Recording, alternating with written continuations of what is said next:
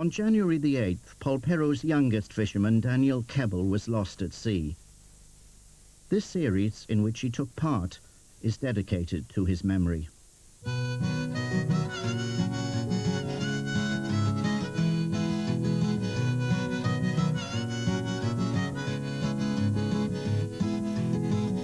Well, I don't care if you put me down, and I don't care if you play the clown.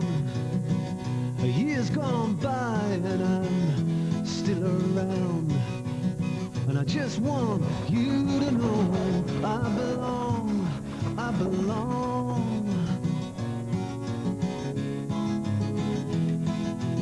Well, look me in the eyes and tell me I'm not true. I've always done the best that I can do. If it ain't enough, well, then I'm sorry for you. And I just want you to know I belong, I belong. Yeah, I belong.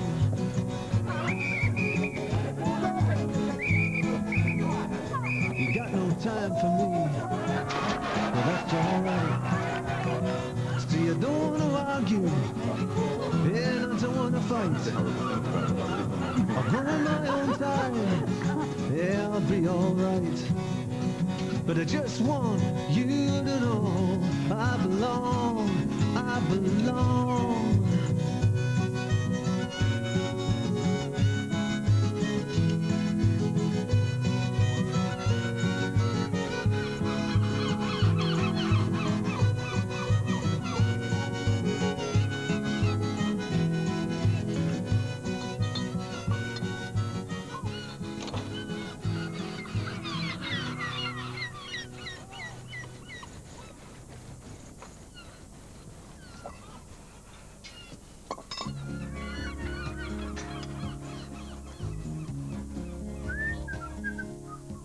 There is a rhythm to village life, and it quickens at Easter. About 1,000 people live in and around Polperro, and most of them seem happy to do so.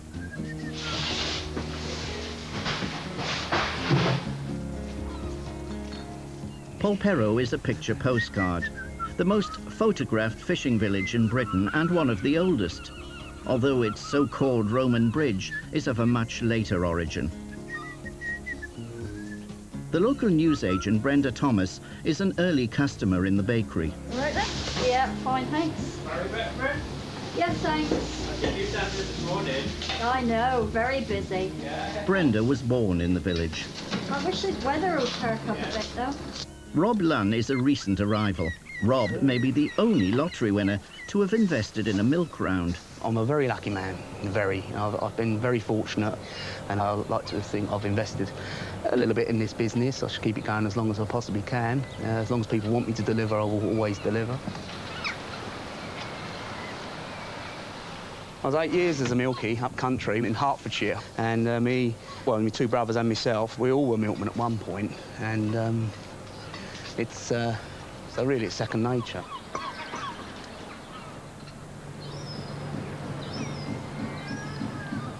With Easter comes a new tourist season and a lot of spring cleaning. But no amount of fresh paint can disguise the fact that Polperro isn't quite what it used to be. Once a thriving fishing port, there are only half a dozen working boats left in the harbour, and the fishermen have had to struggle to keep them going.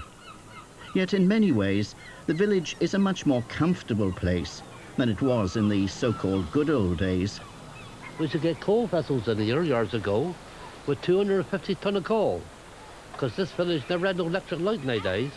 No electric, no sewers, no bathrooms, no toilets. I can remember it all. When we were young, we had to patch clothes and tap shoes and all kinds of things that you haven't got to do now when you're living in a throwaway age. We never had no echo sounders nowadays, no radars, nothing. All we had was a boat. We used to have 2 engines, if possible, 2 engines, and we used to go out and rely on the gannets. When it was very fine, you would see bubbles coming up through the sea like ginger beer if there was a lot of fish under that particular spot. And then shoot the nets and hope for the best. If the gannets used to go down straight, it was poachers. If they went down skewing like that, it was mackerel. And we had to rely on that. We used to shoot our nets hundreds of times and never catch nothing. There are very few fishermen that live in the village, you know.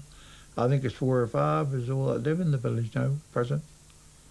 You come down to the harbour almost every day, don't you, Edmund? If possible, yes. That's my life, isn't it? That's what I've got left now. There's nothing else left. Polperro is no longer self-reliant. Its income is largely derived from tourism.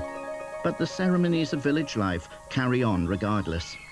Welcome to the short Good Friday service on the bridge before we walk across to Talland.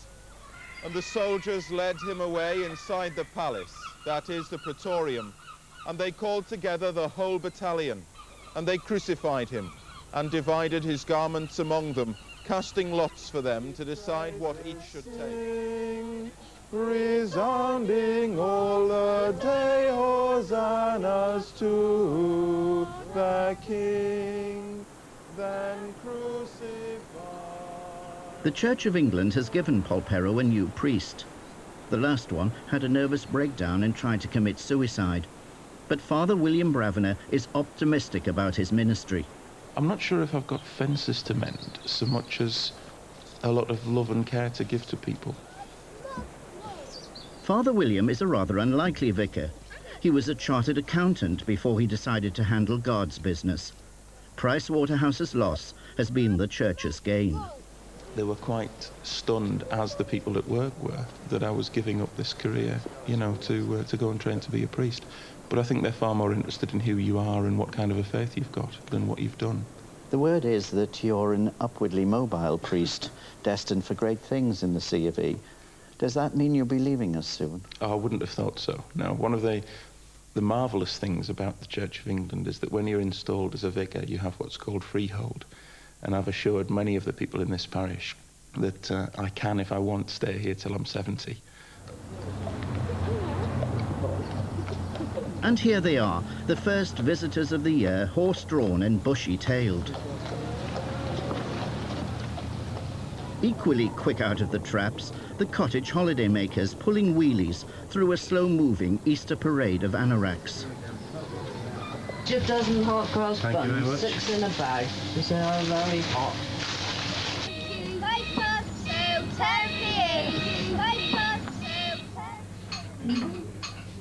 Thank you. Oh, all right then, go on then. There you go. And then I would like a bone from our rock boiler. Oh, yeah, bone for the rock boiler. To entice visitors as they weave their way through Polperro's narrow streets are 20 gift shops. Too many by far for the volume of trade, says Ted Pilcher, owner of the village yokel. A lot of people, I think, seem to see the cheaper end of the market, souvenirs and gifts, as what sells. It does take away some of my trade, obviously, but there's nothing you can do about it. Have you ever felt that you were fed up with this and you just wanted to jack it in and do something else? Yes. But what? Yeah, I want to stay in Polperro. I've got no qualifications. I'm very good at bookwork and things like that. And I'm sure I could make a living, but you've got the wife and family to think about.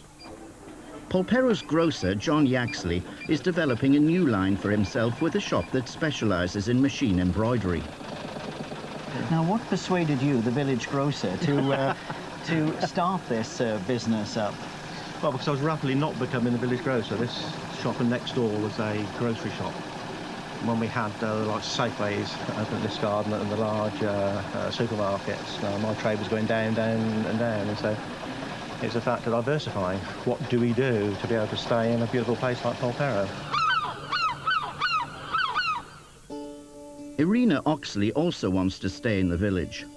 Irina used to be a computer programmer at Moscow's Nuclear Safety Institute. Then she met Polperro photographer Vern Oxley on the internet, came here and married him. Since then it's all gone sour. He lost his job through illness, and without a settlement visa, she can't work at all. Oh, you got through your immigration again? Yes, again I sent it. Same message. We appreciate that delays will cause inconvenience and can only apologize for this. Oh, well, at least they're apologising this time. Yes, That makes a change. yes. You haven't had much luck, have you? Not on that side, no, but far outweighed by the one piece of luck. Irina has been, you know, during this I've been literally laid up in bed. I've been in hospital for periods of time as well. And Irina has been to use an old phrase, the rock of my life. Because without her, I have severe doubts as to whether or not I could have got through it so easily. With neither of you able to work, it must be a very stressful time for you. Yes, it is. How are you managing financially? I can show you what I'm living off. This is sportive shoes. I bought them 3 years ago. This is Vons jeans. This is the jersey which I get as a present from my daughter-in-law. That's right, your stepdaughter-in-law, yeah. My stepdaughter-in-law. And I've got another few summer clothes. That's all. Yeah. My mother sent me a parcel with a winter coat and some clothes in winter. So you're poorer in Polperro than you ever were back in Moscow? Yeah. Poor as some people may be, the village is a caring, compassionate place. More than 100 bags of clothing were collected for Kosovo refugees on Easter Saturday. In all, Polperro raises £10,000 a year for charity, which is one of the highest per capita figures in Britain.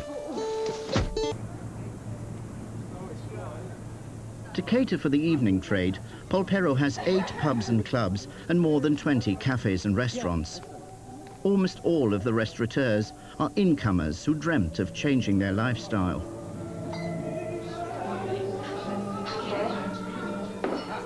One of the newest restaurants in the village is Il Pappagallo. It's owned by Wesley Cooper, a former truck driver from Leamington Spa, who came here 3 years ago with his girlfriend Denise Orange.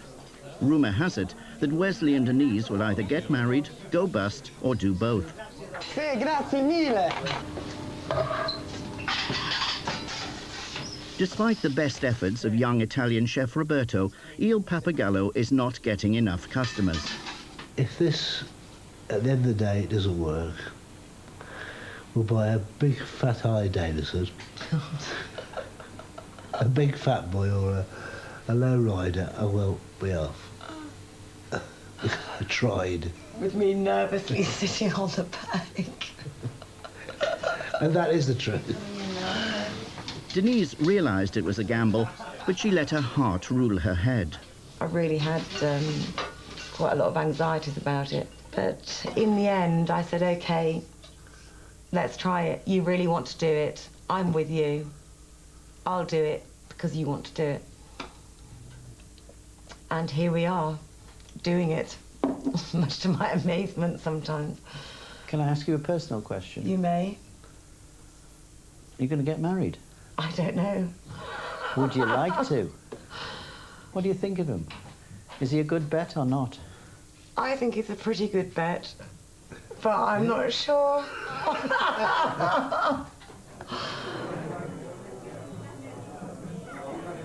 Table for two, is it? Polperro also has a pizzeria, and here business is brisk. Too brisk for the chef.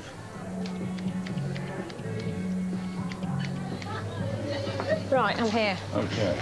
Help me. Tell me what's next.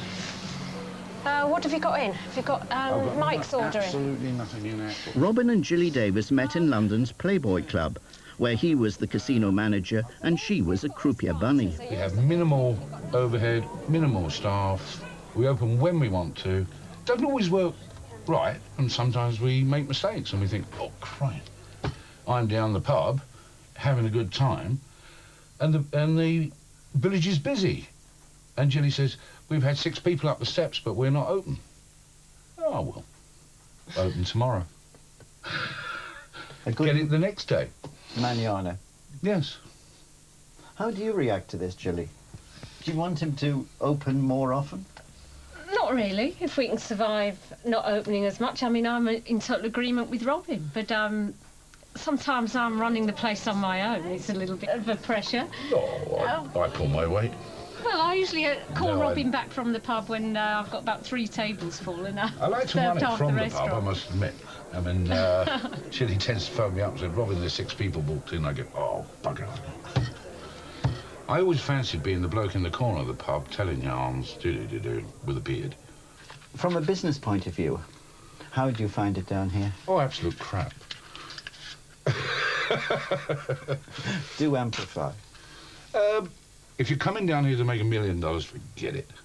Wrong reason for coming down. If you're coming down for lifestyle, you get a good lifestyle. If you enjoy the lifestyle, great.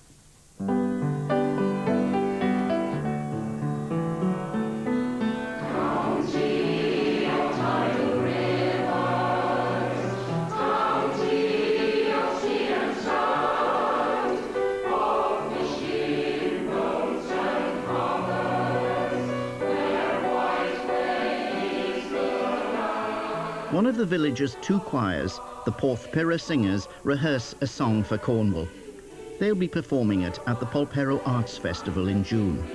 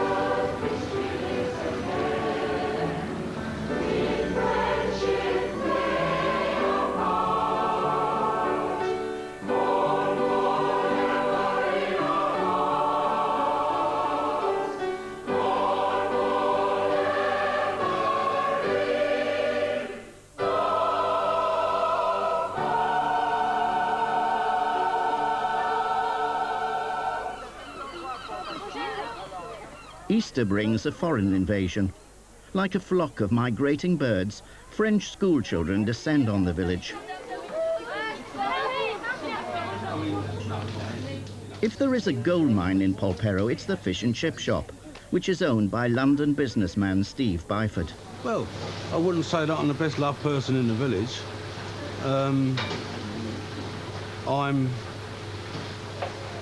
Well, you know, I come up from London and I buy a place, I buy a business, and they look at it like, you know, you sort of intrude. But what do you do? I mean, if I don't buy it, someone else is going to buy it. They won't, which is sad. They wasn't very pleased when I bought this place, in respect that I changed the name. It used to be called Emil's. I called it Chip Ahoy, which they got a petition up to say, you know, because they don't like change. If I'd called it what I was going to call it, I think they'd have thrown me off Pete Rock. What was that? Not tonight, I've got a haddock.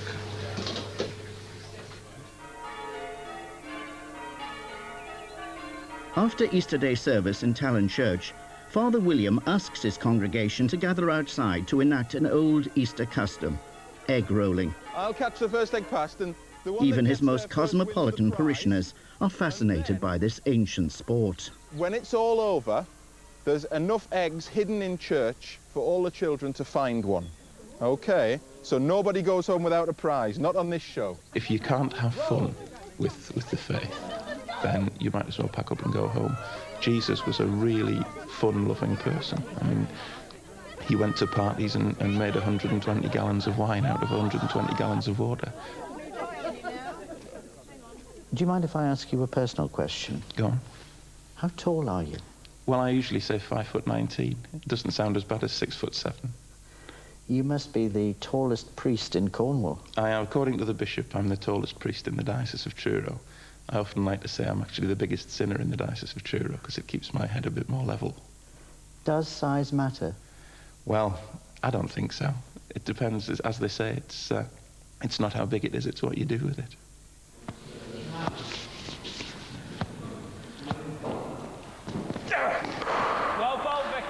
Father William wants to play for Polperro's cricket team.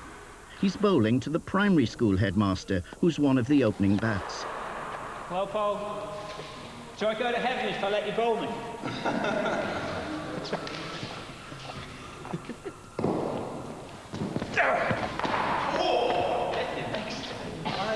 In your prayers, Vicar. It was there. In your prayers. Oh, I don't know about that. In your dreams. No, what do you reckon then, opening bowler? Well, after that.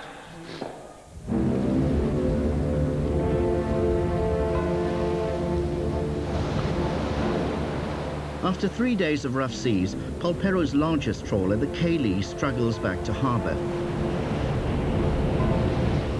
But with a European quota system that gives Cornish fishermen a much reduced share of what is left to catch in their already overfished waters, even a boat like the Cayley cannot make fishing pay.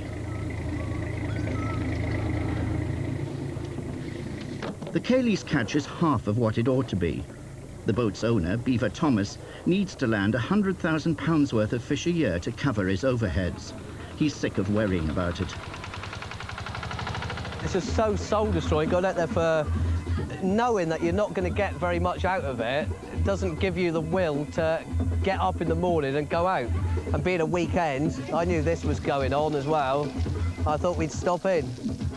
Plus, I wanted to spend some time with my son, Billy. He's in good hands. Oh, yeah, he's in everybody's hands at the moment. But, yeah, I just want to just enjoy it. What's going on, Billy? Billy? Did it? Right there. Yeah, he's happy. And I just want to see him grow up because there's so many people have gone fishing and they haven't actually seen their kids grow up. I'm just trying that hair colour. You know, I've got to where I've got to now, and I'm going to bail out. I'm just going to bail out and go smaller, spend more time doing things like this, tie the boat up. If I want to tie the boat up and go on holiday, that's what I'm going to do. In his net store, one of Polperro's most experienced fishermen, Graham Jolliffe, is changing the mesh on his nets so that he can catch a wider variety of fish. It's a despairing gesture from a disillusioned man. I went fishing because of the freedom and I enjoyed it. Now I don't anymore. I do it now because there's nothing else I can do. I'm 48. I'm a little bit too old to be retrained, I think. There's no other work round here. The wages here are very low. The wages fishing are lower still. I can get twice as much washing dishes as I can fishing in my own boat now. I've got a boat with my brother. It cost £150,000 to build with gear back 10 years ago. And the trouble is, at the end of the day, we're on £180 a week last year, 9,000 quid, before tax, before stamp came out. It's not viable.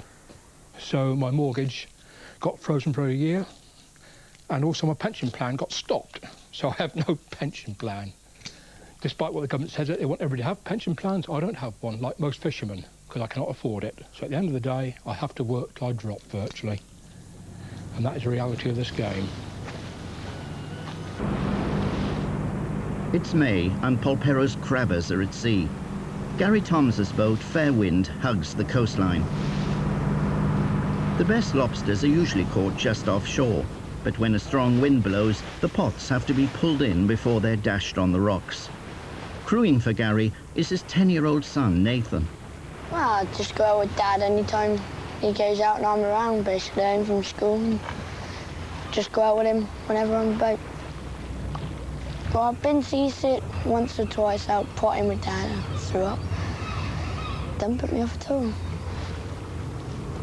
I just like the sight of all the lobsters and crabs coming up and all the money in it. Well, I just like it so much, and like, I want to be a fisherman when I grow up, basically.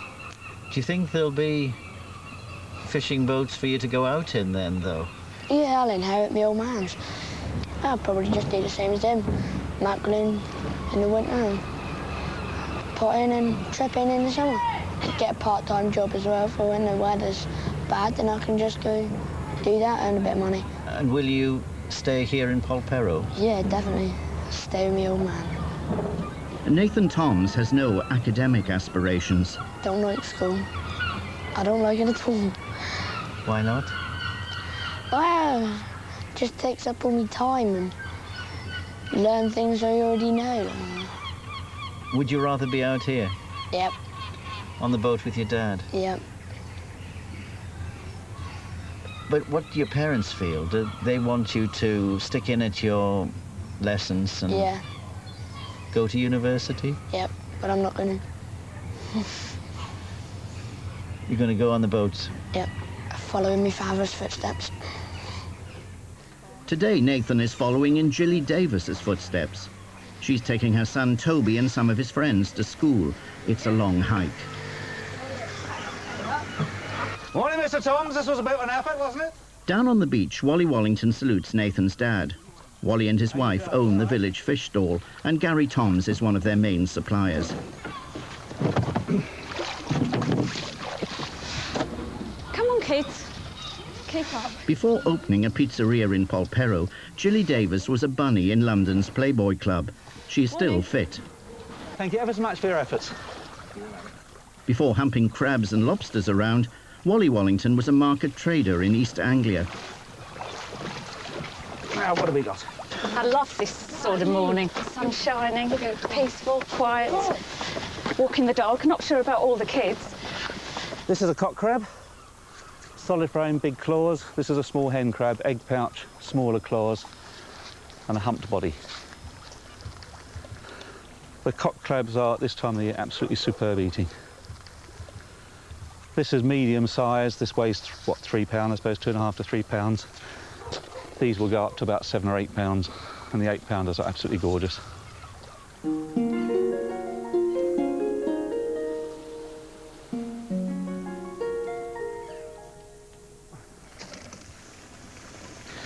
My water is boiling. I've killed the crabs by simply disconnecting the nerve cord. We'd kill them first, partly for obviously humane reasons. I don't like putting crabs in water. But the other thing what happens is, of course, they will break up. If you just simply drop a live crab in the boiling water, you'll end up with something like a Cornish pasty. Have we got the answer? The meaning of life. Gilly Davis's life revolves around the family business in Polperro. But what about her younger son, Toby?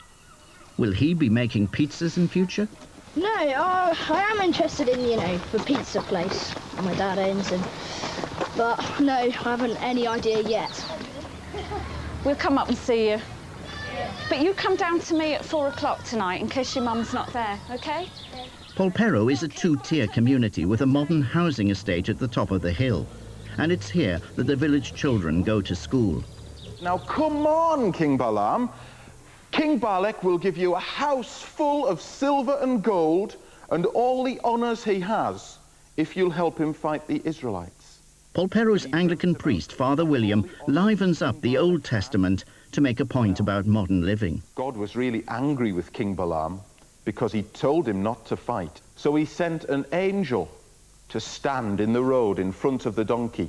And King Balaam couldn't see him, but the donkey could, so he went off the other way and squashed Balaam's foot against the wall. And Balaam said, "Oh, me foot! Oh, you plonker! You stupid donkey!" Now, wouldn't it have been easier from our stories if the Amorites and the Bashanites and all the rest of them had let the Israelites come and live with them? If it didn't have to be them or us, it could have been them and us, couldn't it? There's all kinds of people in the world who should be able to share the same land, but won't. May the 5th, the village grocer John Yaxley is standing for re-election to the parish council, and Monica Field-Johnson is voting for him. Thank you, John. I remember years ago I used to canvass in the general elections, and I used to tear about on my bicycle when I could run and walk and things, knocking on doors and saying, "Go on, have you voted yet? Get on up there and do it." Exercise the franchise. Oh, right, yeah, it needs exercise. It certainly does. Do you think it matters who gets elected? Yeah, we need someone that cares about the interests of the village generally. It doesn't matter what political party thing they've got or not got. It's the person, because they know what's going on. They know about the fishermen and they know about the tourist industry and the small businesses in the village. So I think it is important somebody represents these interests.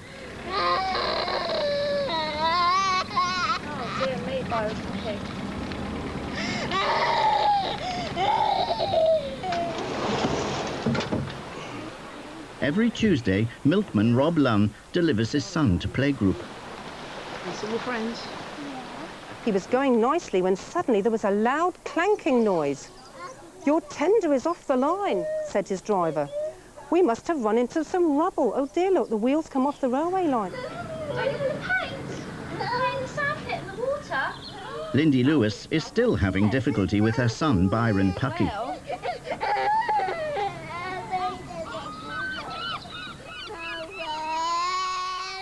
There is a sense of permanence about the village. Some of the family names have been around for centuries. Right, we're all going to sit down here and have a story now. It's easy to play the generation game here. This is Jessica Dodge. Her granddad's the local harbour master. This is Amanda Butters. Her gran and granddad run the local bakery. Adam Broad and Josh Jones, their great-granddad was a George. Shannon Roberts, she's a local.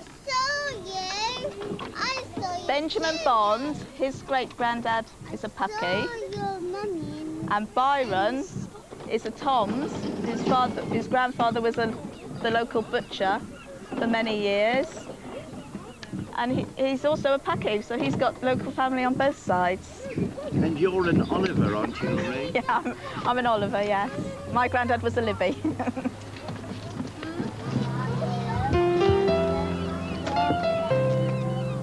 In the beginning were the Jolliffes, and they inhabited Polperro. 87-year-old Dick Jolliffe has been living on his own since his wife died. Yes, I miss her, but I've adapted myself. And through life, I've been easily adaptable. Whatever job I've had or whatever I've had to do, I've settled in all right. But what Dick has never fully come to terms with is the way in which the village has changed. In earlier days, we had 4 butcher shops in Polperro. And there was, 8 or 9 grocery shops and greengrocers, where there was no fridges and no supermarkets then, that everybody had to buy in the village what they required. £2.345, thank you.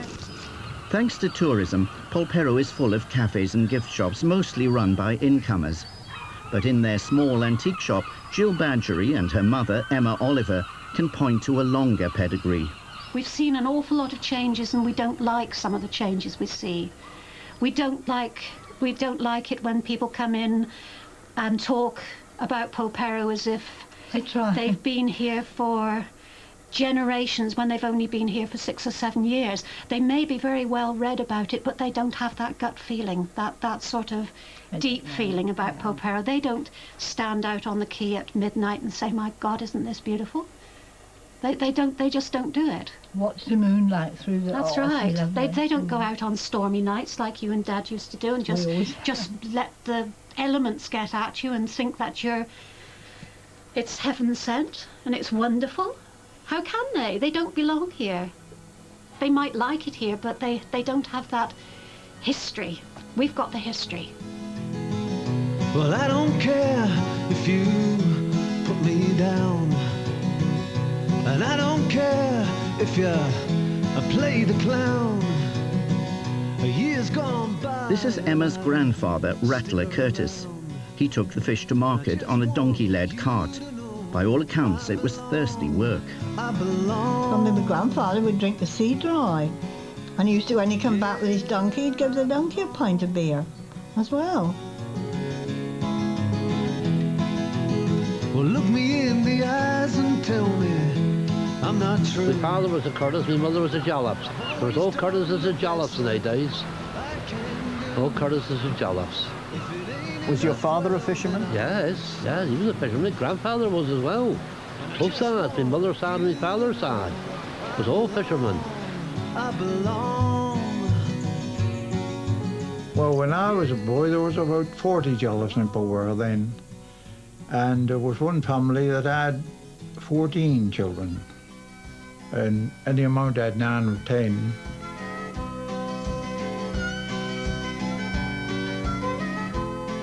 We always had pinnies on going to school, great big white pinnies, and boots. We always had lace-up boots on, not the modern ones.